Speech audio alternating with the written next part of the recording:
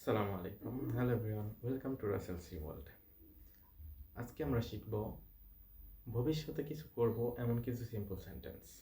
Okay, let's get started.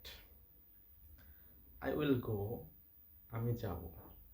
I will walk, আমি হাঁটব। I will run, আমি দৌড়াবো। I will ইট, আমি খাবো। আই উইল ড্রিঙ্ক, আমি পান করব। ওকে, আমি আবারও বলতেছি। আই উইল গো, আমি যাব। আই উইল গো, আমি যাব।